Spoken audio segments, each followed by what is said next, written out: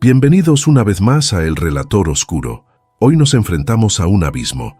No vamos a hablar simplemente de un crimen, sino del momento exacto en que la inocencia colectiva de un país fue desmantelada pieza por pieza.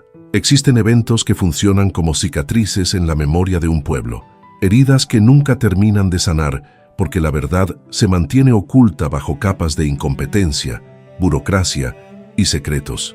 El 7 de julio de 1999, en la urbanización Colinas del Plata, en Toa Alta, Puerto Rico, un niño de 4 años llamado Rolando Salas Jusino, conocido eternamente como Rolandito, se desvaneció en el aire. Su desaparición no solo expuso las fallas tectónicas de un sistema de justicia que malgastó recursos y tiempo valioso, sino que instauró un reinado de terror psicológico que cambió para siempre la forma en que los padres vigilan a sus hijos. Lo que estás a punto de escuchar es la reconstrucción forense y sociológica más detallada de este caso. Analizaremos cómo un sistema fallido permitió que un depredador caminara libre, cómo la falta de inversión en protocolos adecuados condenó la investigación desde el primer minuto y cómo, 25 años después, el dolor sigue siendo una moneda de cambio en los medios. Si valoras la verdad profunda y el análisis sin censura, te invito a suscribirte ahora mismo. Lo que descubriremos hoy te hará cuestionar todo lo que crees saber sobre seguridad y justicia. Prepárate, porque vamos a descender a la oscuridad. Para comprender verdaderamente la magnitud de la tragedia de Rolandito, es imperativo diseccionar el entorno en el que vivía. Un microcosmos familiar fracturado, donde las tensiones emocionales y las presiones económicas crearon un caldo de cultivo para el desastre.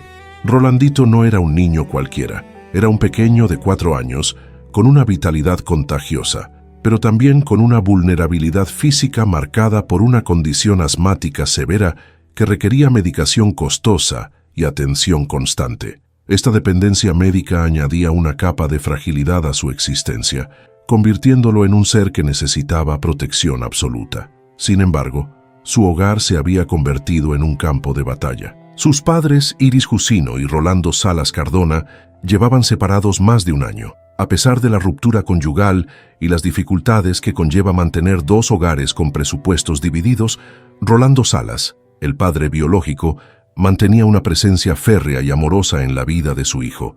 El fin de semana anterior a la desaparición, el 3 y 4 de julio de 1999, Rolandito había estado bajo el cuidado de su padre y su abuela paterna, disfrutando de las fiestas patronales de Toa Baja. Esos días fueron un oasis de felicidad, pero el retorno a la realidad materna marcó el inicio del horror. Según relataría el padre años después, el momento de devolver al niño a la custodia de Iris fue desgarrador. Rolandito mostró una resistencia inusual, aferrándose a su padre con besos y abrazos desesperados, una conducta que, vista en retrospectiva, se interpreta como un miedo visceral a regresar al entorno donde ahora imperaba una nueva figura masculina, Roberto Gotay Valcárcel.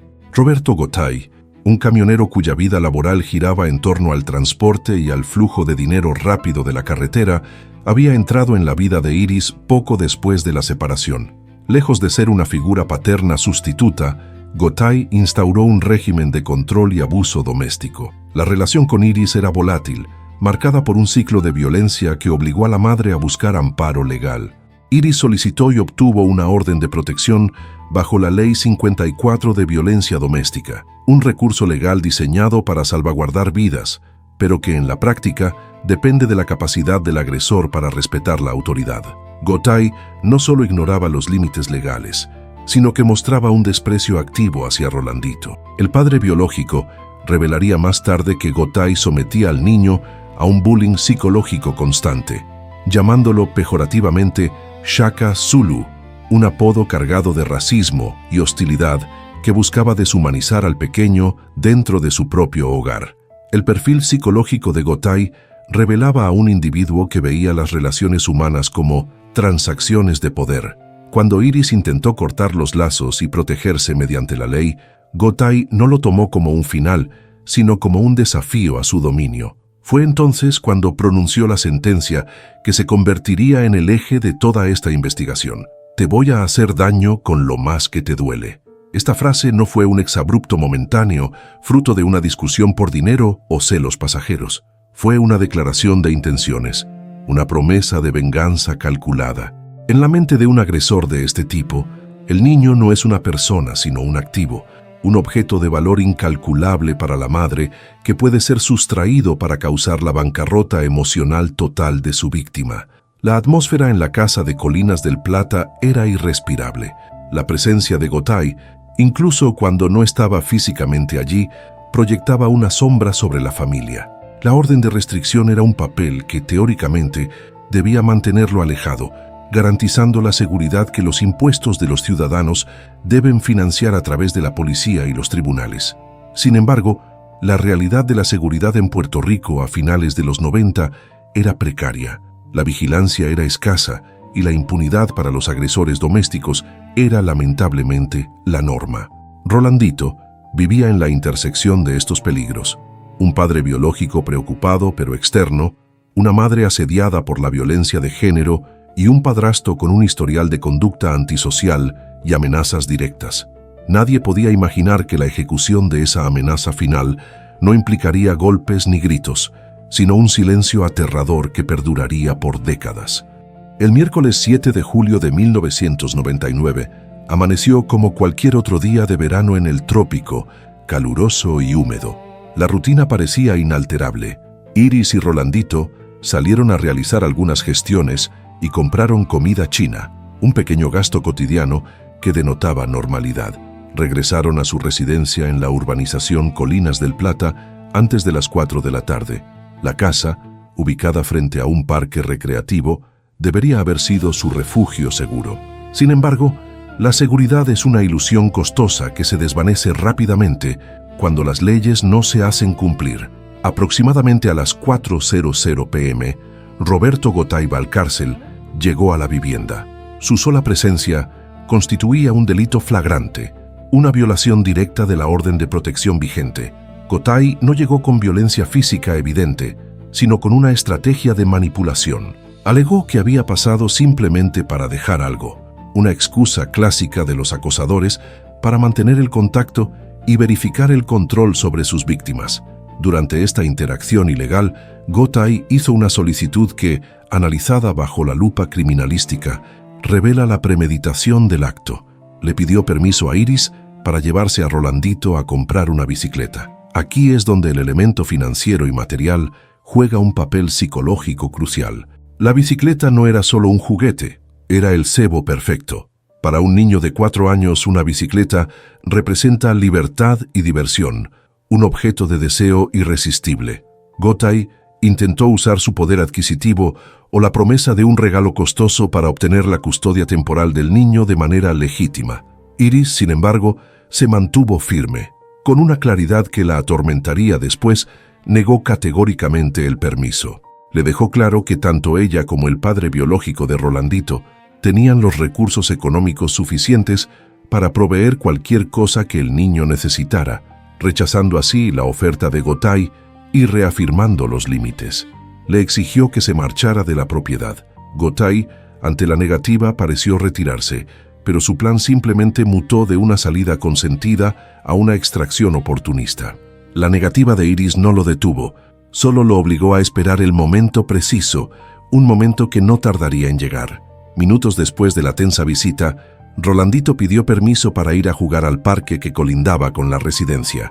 Era una práctica común en aquella época, antes de que el miedo paralizara a la sociedad. Iris accedió, confiando en la supervisión de un tío del niño que se encontraba trabajando en el jardín delantero. Entre las 4:00 p.m. y las 6:00 p.m. se abrió la ventana de oportunidad crítica. El niño no estaba solo. Jugaba con un amigo de 5 años, un vecino con quien compartía las tardes. En un instante fatal, el tío entró a la casa, quizás por agua, quizás al baño, dejando a los niños sin supervisión visual directa por un lapso breve. Fue en ese preciso intervalo, en esos minutos que no cuestan dinero, pero que valen una vida, cuando la trampa se cerró. Cuando el tío regresó al exterior, el parque estaba en silencio. Rolandito no estaba. El pánico se apoderó de Iris casi instantáneamente. Su reacción inmediata no fue pensar que el niño se había perdido en el bosque o que estaba en casa de un vecino. Su instinto, agudizado por el miedo previo, le gritó el nombre del responsable. Comenzó a llamar frenéticamente a Roberto Gotay. Asumió sin necesidad de evidencia física en ese momento que él se lo había llevado. Gotay no respondía o demoraba en hacerlo, una táctica de silencio que aumentaba la angustia. Lo que sucedió en el parque fue presenciado por el único testigo ocular, el amigo de 5 años. Este niño, en su inocencia, relató posteriormente a las autoridades una secuencia de eventos escalofriante por su simplicidad. Dijo que el papá, refiriéndose a Gotay, a quien identificaba como la figura paterna del hogar, había venido y se había llevado a Rolandito. Describió con precisión que Rolandito subió a una guagua negra, una camioneta tipo van. Roberto Gotay era propietario y conductor de un vehículo que coincidía exactamente con esa descripción. No hubo gritos, no hubo llanto, no hubo señales de lucha. Esto sugiere que Gotay utilizó la confianza previa y muy probablemente reiteró la promesa de la bicicleta para atraer al niño al vehículo. Fue un secuestro ejecutado mediante el engaño, aprovechando la vulnerabilidad cognitiva de un menor que no podía procesar el peligro detrás de la oferta de un regalo. Si la ejecución del secuestro fue un crimen individual, la respuesta del Estado fue un crimen institucional. En la investigación de personas desaparecidas existe un concepto conocido como las horas de oro, las primeras 24 a 48 horas donde la probabilidad de recuperar a la víctima con vida y encontrar evidencia forense intacta es más alta. En el caso de Rolandito, el Estado de Puerto Rico despilfarró este activo invaluable con una negligencia que roza la complicidad. En 1999, la Policía de Puerto Rico operaba bajo un mito procedimental obsoleto y peligroso, la regla de esperar 24 horas antes de declarar oficial la desaparición y lanzar una búsqueda masiva. Esta práctica, que carecía de base legal real para casos de menores en riesgo, funcionó como un salvoconducto para el secuestrador. Cuando la familia Salas Jusino acudió a las autoridades, se toparon con un muro de burocracia. No se activaron bloqueos inmediatos en las carreteras, no se notificó a los puertos ni a los aeropuertos con la urgencia requerida. Esta inacción le regaló al perpetrador una ventaja temporal inmensa, permitiéndole moverse, ocultar al niño o deshacerse de evidencia incriminatoria sin temor a ser interceptado en un control policial. El costo de esta inacción fue incalculable.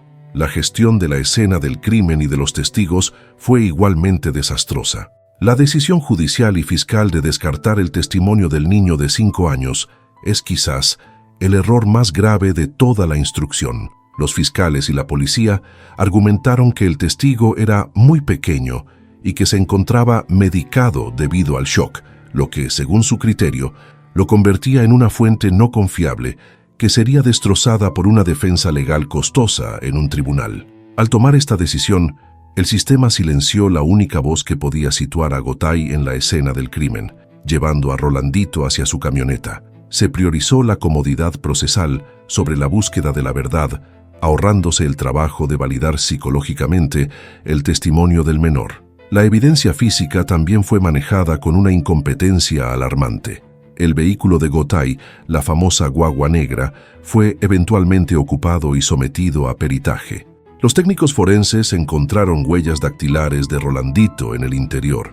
En un sistema de justicia funcional, esto sería una prueba de peso. Sin embargo, la defensa y la propia policía racionalizaron este hallazgo, argumentando que, debido a la convivencia anterior entre Gotay y la madre, era normal y esperable encontrar huellas del niño en el vehículo. No se realizaron, o no se hicieron públicos, análisis profundos para determinar la antigüedad de las huellas. Además, la ausencia de sangre o signos de violencia física dentro de la camioneta fue interpretada erróneamente como falta de evidencia de un crimen, ignorando la teoría del secuestro por engaño, la promesa de la bicicleta, que no dejaría rastros biológicos de lucha. Rolando Salas, el padre, denunció incansablemente que la policía carecía de los recursos económicos y técnicos o de la voluntad para usarlos para cerrar la isla. No había presupuesto asignado para una movilización rápida de tal magnitud.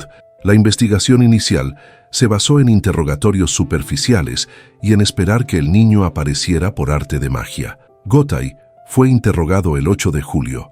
Negó todo, falló las pruebas de polígrafo, herramientas que miden respuestas fisiológicas al estrés del engaño, pero cuyos resultados no son admisibles en corte, sirviendo solo como guía investigativa. A pesar de fallar el polígrafo, de violar la orden de protección, de tener el motivo, la amenaza, y el medio, la camioneta, Gotay no fue detenido por la desaparición. El sistema legal requiere una certeza absoluta que la propia negligencia policial había hecho imposible de obtener. La ausencia de un cuerpo y la falta de una resolución rápida transformaron el caso Rolandito en un fenómeno mediático y en un imán para oportunistas.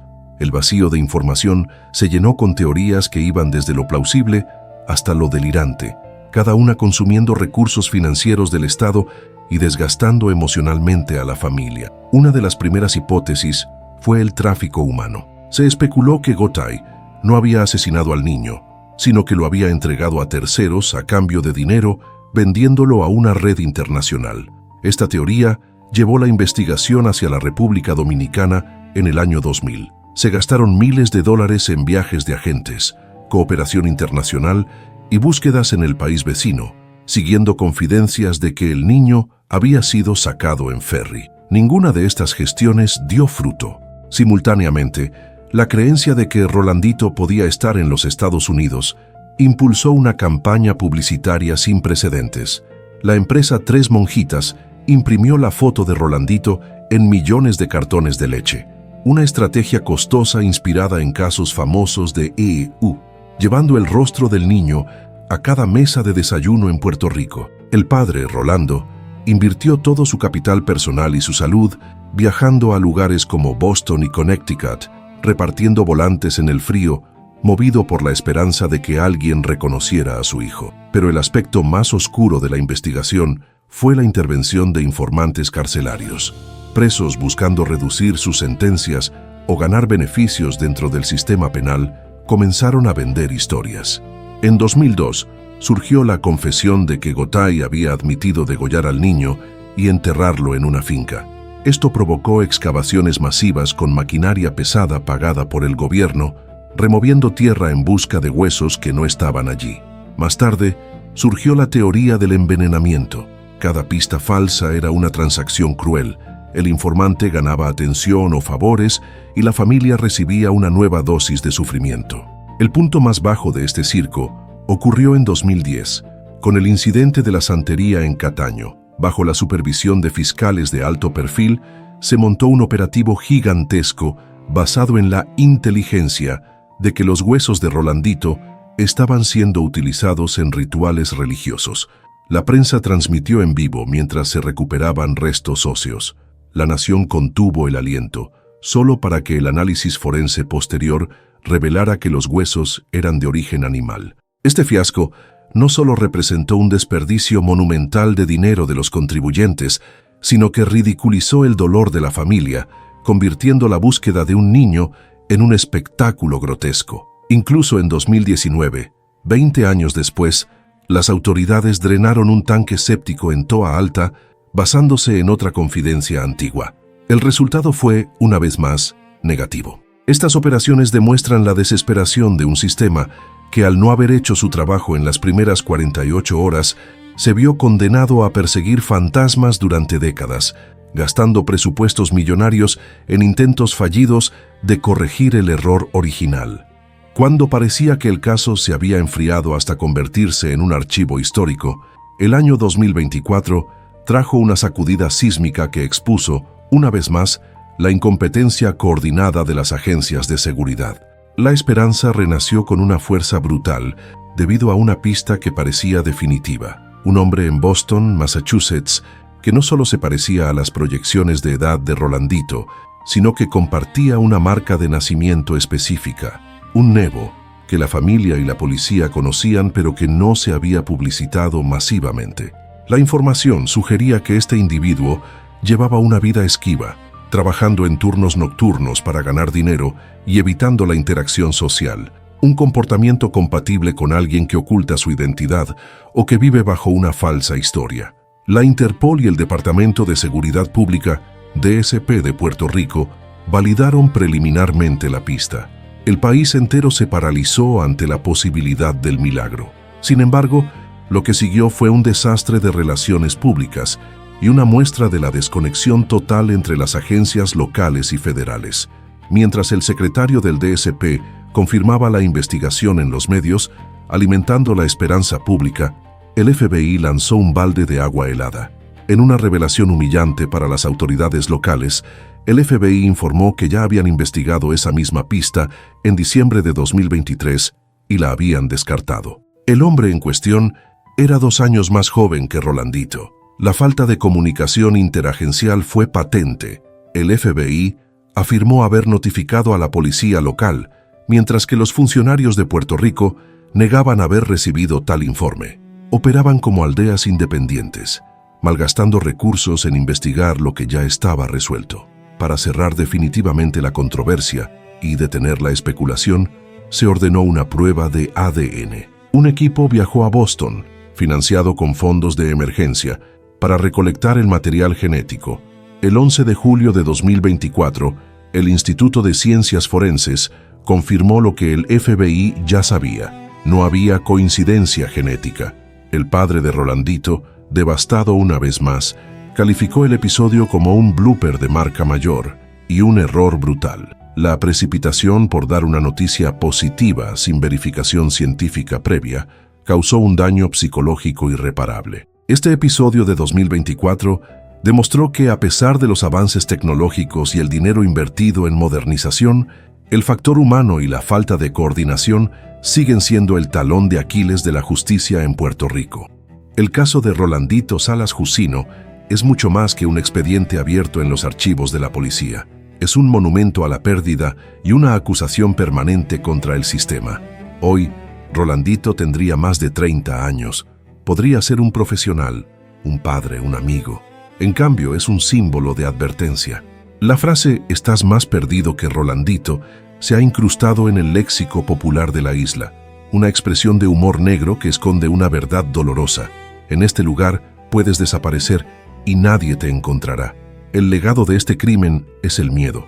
Antes de 1999, los barrios eran extensiones de las casas. Después de Rolandito, las rejas subieron, los parques se vaciaron y la desconfianza se convirtió en la norma de crianza. Roberto Gotay Valcárcel, el único sospechoso lógico, pagó con cárcel por otros delitos, pero nunca por este. Su deuda principal sigue impaga.